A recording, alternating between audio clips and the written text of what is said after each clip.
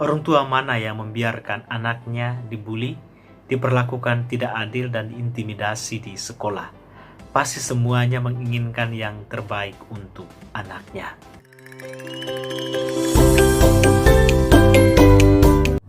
Halo semuanya, selamat bertemu kembali. Pada pekan ini, beberapa orang tua wali murid di Jakarta mengadakan demo. Mereka menuntut pemerintah daerah mengevaluasi ulang seleksi penerimaan peserta didik baru atau PPDB melalui jalur zonasi. Seperti apa tuntutan mereka? Mari kita simak video berikut ini.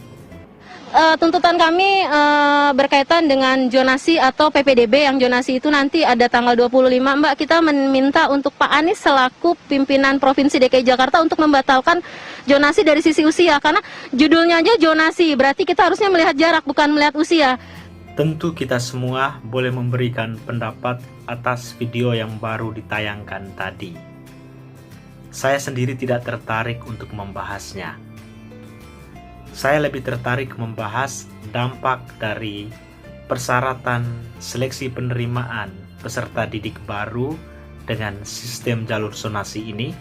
Dipastikan bahwa siswa yang usianya yang lebih tua akan bergabung dengan siswa yang usianya yang lebih muda.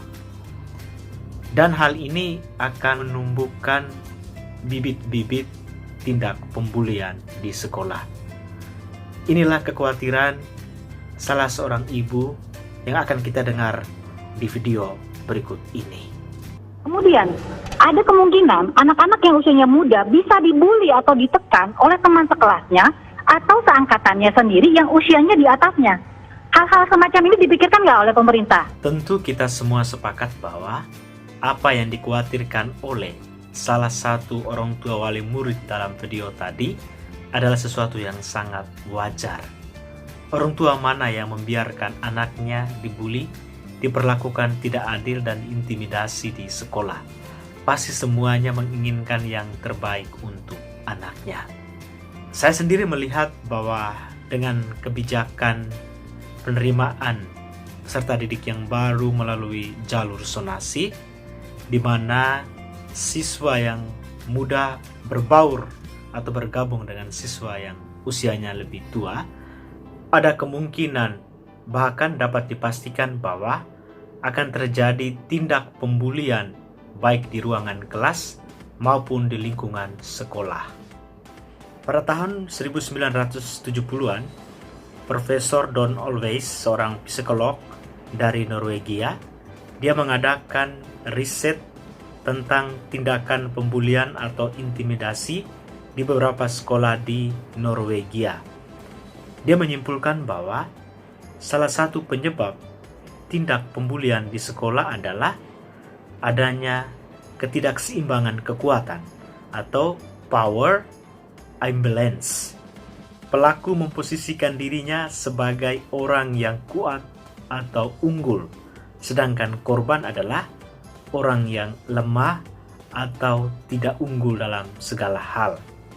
Sehingga terjadilah tindak pembulian, baik pembulian fisik, pembulian sosial, pembulian verbal, dan lain sebagainya.